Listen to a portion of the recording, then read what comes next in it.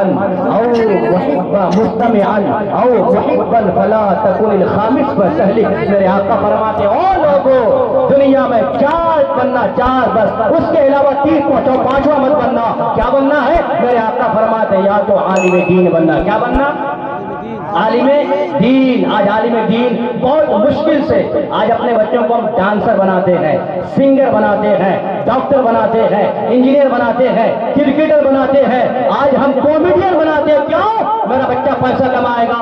ہم افضل ہوتا ہے لوگوں تو یا تو عالم بنو. عالم اگر موقع نہیں ملتا ہے اس کے بعد بوڑھے ہو گئے ہو یا جوانی تمہاری گزر گئی، ٹائم نہیں ملا، تو میرے آقا فرماتے ہیں تم طالب علم بنو. اس عمر میں بھی علم سیکھو، علم سیکھو، سیکھنے والا بنو. اگر پھر بھی مصروفیات کی وجہ سے تم نہیں بن پاتے ہو تو میرے آقا فرماتے ہیں کم سے کم عالم کی بات سننے والا بنو. کیا بنو گے؟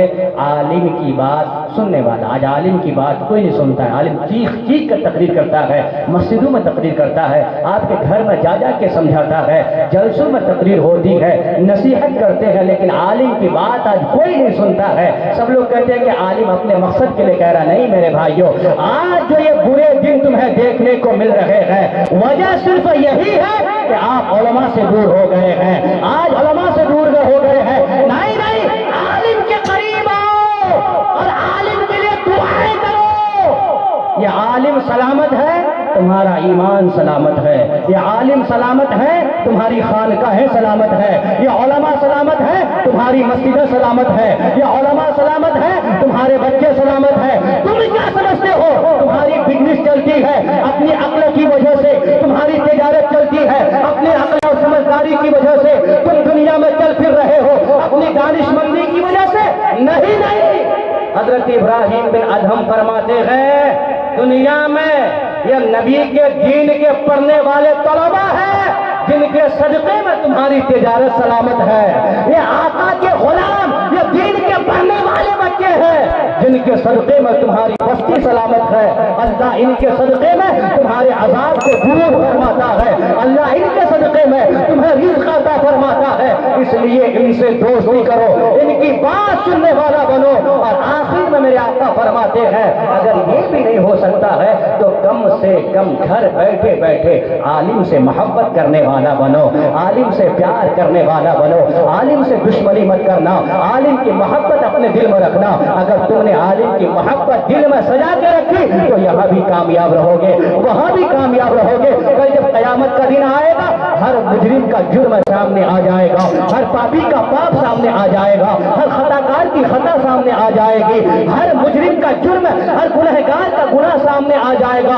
اللہ فیصلہ فرمائے گا جنتیوں جنت میں جاؤ، جہنمیوں جہنم میں جاؤ. لیکن ایک عالم دین، سچا عالم دین جب جنت میں جائے گا تو گنہگار جہنمیوں کے سب میں سے ایک آدمی اٹھے گا اور کہے گا اما تعرفنی ان الذی سقیتک شربۃ.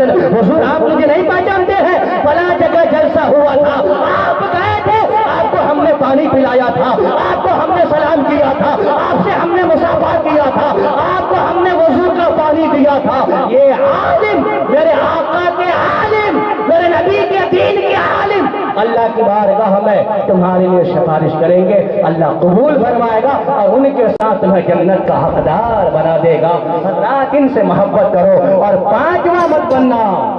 اگر 5واں بنو گے تو ہلاک ہو جاؤ گے. 5واں مت بننا. حضرات محترم، اللہ تبارک و تعالی ہم سبوں کو مساجد سے، مدارس سے، خانقاہ سے اور اپنے علماء سے، طلباء سے محبت کی توفیق عطا فرمائے. آمین بولے آمین. محبت کی توفیق عطا فرمائے. سب پڑھے لا الہ الا اللہ محمد رسول اللہ. اعلیٰ حضرت فرماتے ہیں خاک ہو کر عشق میں آرام سے سونا ملا، جان کی اکسیر ہے الفت رسول اللہ کی. وہ جہنم میں گیا جو ان سے مستغنی ہوا ہے خلیل اللہ کو حاجت رسول اللہ کی. اور حضور مفتی اعظم ہند فرماتے ہیں میرے اعمال کا بدلہ تو جہنم ہی تھا، میں تو جاتا مجھے سرکار نے جانے نہ دیا. اور حضور حسن رضا خان فرماتے ہیں کہ ڈھونڈا ہی کرے صدر قیامت کے سپاہی، وہ کس کو ملے جو تیرے دامن میں چھپا ہو، وہ کس کو ملے جو تیرے دامن میں چھپا ہو. السلام علیکم ورحمۃ اللہ تعالی وبرکاتہ. وآخر دعوانا الحمدللہ رب العالمین.